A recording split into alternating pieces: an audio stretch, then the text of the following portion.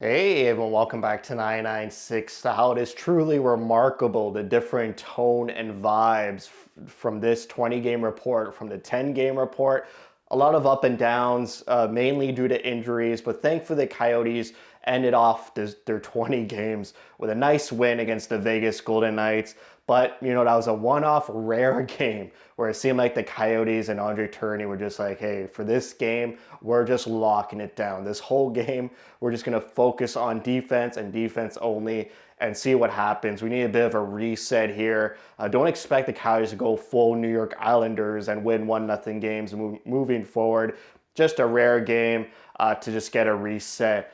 And for this next 5 game homestand, maybe start to work on the offense a bit more. The Coyotes stand at 9-9-2 after 20 games. They're 5-4-1 after their first 10 games, and now they're 4-5-1 from games 10 to 20.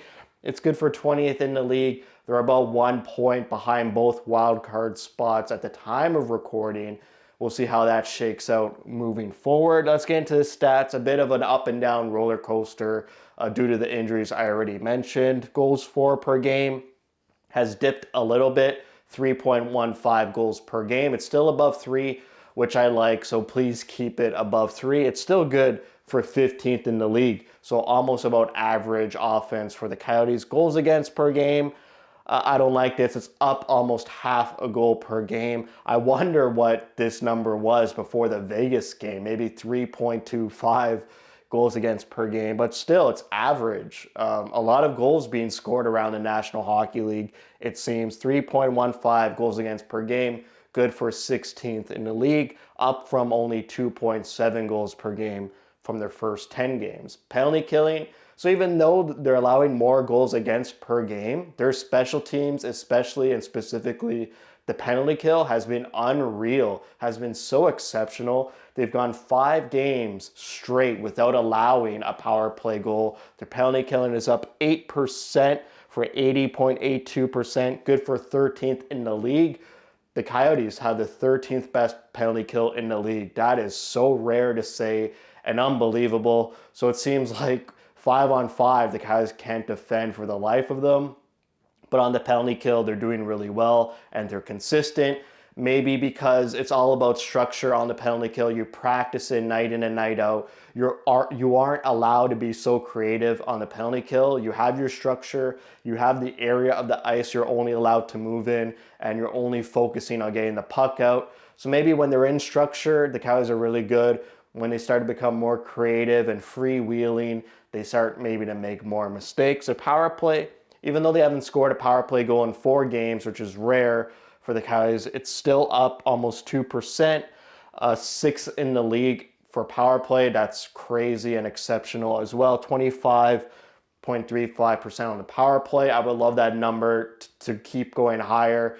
Start getting some more power play goals, be more consistent. It could win them games as it was in their first 10 games of the season.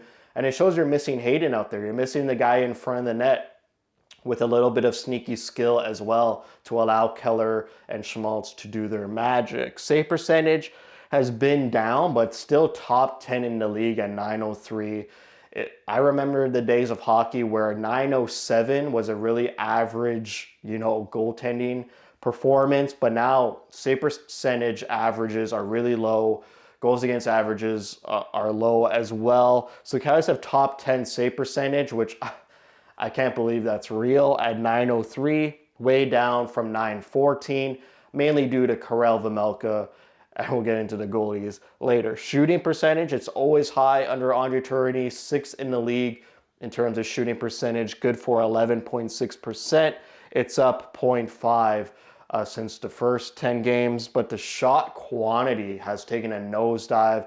I was so happy in the first 10 games that the Coyotes were nearing 30 shots per game. It's been so long since we've seen a Coyotes team who could put on consistently 30 shots on net.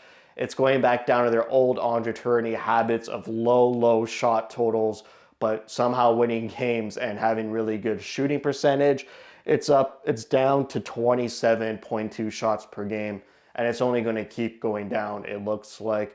They're only above San Jose in the league in terms of shots per game. Hits per game, it is low as well. But this season, they're starting to transition away from being that hard-working, go into dirty areas, work boots, hard hat, hard to play against type of team. They're more going creative, skillful, scoring on the rush as opposed to battling and grinding down low. But still, you want to see that competitiveness still in the Coyotes, because it seems like they've lost that identity and that part of them as being hard to play against lately. So I would like to see hits per game up. It's 26th in the league. I would like it to be above, not above average, be around average for hits per game. Face-offs, it's low as well. Good for 27th in the league at 47%. Bukestad leads the way with 50%, slightly above 50%. Hayden, who is injured, is next in line at around 48%. Cooley's at 43%. Kerfoot's at 45%. Cooley's got to work on faceoffs as well. McBain's at 44%. Boyd is at 56%, but he's only taken 36 faceoffs, so I don't really count that. And I can't even believe he's taken so low amount of faceoffs. He played 2 games with that top line with Keller and Schmaltz, and now he's like the 4th line center fixture due to McBain's injury. So only 36 faceoffs. It's pretty low for a centerman, so I'm not really going to count that like, oh, he's at 56% on the faceoffs. Fighting might be the last progress report. I keep track of fighting. It's starting to get harder and harder to find accurate and consistent numbers for fighting. I usually go to hockeyfights.com, but I don't know, their website changed and it's getting too convoluted now to find the numbers that I want. They got 2 fights from games 10 to 20, whereas games 0 to 10, they had 4, so it's down as well. Brown had a great fight in these past 10 games, which he won. Love it when Brown fights. Before we get into top 5, cheating a little bit, top 6 point getters on the team. Injuries, it's been the theme around the team the past 10 games, starting with Travis Dermott, who's been out for 10 games. It's really noticeable. I wouldn't have thought so in the first 10 games of watching Dermott, but he is a really good defensive defenseman, really great at breaking up 2-on-1s. So his missing is prominent and apparent for a fan like me. It's noticeable that we're missing that solid defensive guy who's not always thinking about scoring. He's been out for 10 games. McBain, 4th line center who chips in on offense, has that grittiness, and keeps that fourth line having an impact on the game and being noticeable. Without McBain, that 4th line, to me, it's just a waste of time. And they're only used so that their top guns could get some rest on the bench. McBain's been out for 7 games. Valimaki's been out for 5 games. And the top line center of Hayden has been missing for 4 games. So a lot of injuries in these past 10 games, which is why it's been a bit sour, but still their record's 4-5-1 in the past 10 games. If they start getting healthy here, Dermott's been on the ice practicing. So after this 5-game homestand, maybe they win 3 out of the 5 games. Maybe they get some more healthy bodies back.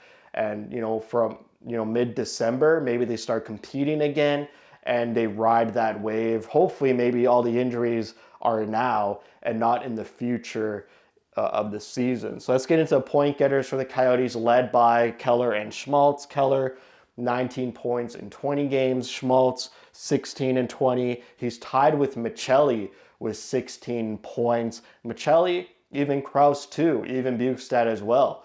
They had a really slow start to the season. I believe Michelli didn't get his first point until that first St. Louis game, which might have been the 4th or 5th game of the season. He wasn't really noticeable against New Jersey or both New York teams. Krause, he didn't score for the first 7 games of the season. Now all of a sudden he's leading the team with 10 goals. Michelli. It's so obvious how you can see from these stats. Michelli's the passer and Krause is the finisher. I remember a couple games ago, Matt McConnell on the broadcast said he would like to know the stat of how long Krause holds on to the puck, because it seems like whenever Krause gets the puck, it's on and off his stick in a hurry and to the front of the net. It seems like he hates touching the puck, whereas guys like Keller, Schmaltz, Cooley, Michelli love holding on to the puck. Bukestad's a bit underrated here. I feel like I don't talk to him a bit much. He's an unsung hero, a solid guy. Just it works with that second line of Krause and Michelli. And to be honest, the past 5 games, that second line for me has been the best line of the Coyotes and the real top line for the Coyotes. We got Cooley in there too. I wanted to throw him in to make some folks happy to talk about Cooley. He's got 2 goals, 11 assists for 13 points. He's played 2 games now on the top line. I liked him in the first game against St. Louis. Against Vegas, no offense showed up that whole game. It was all about defense. But the fact that they scored a huge goal, that game-winning goal, and a very uncharacteristic goal scored by the top line where the whole goal happens in the dirty areas. Behind the net, Cooley grabs it, passes it to Schmaltz. Schmaltz is right in front of the goalie, 1 foot out of the crease. He passes it to Keller, again, 1 foot out of the crease. This top line rarely scores goals right in front of the goalie. It's always from outside, a great passing play, deception, creativity, skill. It was nice to see the top line get rewarded for going into dirty areas, fishing out pucks, winning the battle, and getting it in the back of the net. Now we go to goalies, where Ingram is finally the consistent and starting goalie for the Coyotes, even though the team will never outright and say he is now the starter for the team. He's 7 wins, 3 losses, a .919 save percentage, and a .264 goals against average. He was awesome last night against Vegas. Congratulations on that shutout. The way he was playing, it was so calm, so purposeful, so comfortable, never using excessive movements to save pucks, just very confident and concise in his movements, which I love to see from Ingram. He really kept the team in sort of that classic rope-a-yoke style of hockey where he weathers a long, long storm and the Cows get that rare goal and they end up winning the game. For Vejmelka, it's been a rough season. First time in his career where now he is the backup. He's 2-6-2, an .892 save percentage, and a .345 goals against average. If I'm Ingram, from a fan perspective, this is the worst time to be declared the starting goalie because the amount of opponents, the amount of elite opponents the Coyotes are starting to face now is way too high. You just played Vegas, you got the Lightning, you got Avalanche, and then the Blues and the Capitals to cap it off. To be declared the starter now against these elite monster teams, it's the worst time. It would be much better if he was facing some weaker teams just to get some more wins under his belt and get some more confidence. But it seems like he's up to the task, which I am impressed by. Really impressed by Ingram's performance against Vegas. He's got to continue it and be more consistent here on the 5-game homestand. For Vejmelka, get some more practice, get some more confidence, and hopefully when he's thrown into those rare games, the team gets a win for him. So that's it for me for the 20-game progress report. Not as exuberant as the first 10-game report.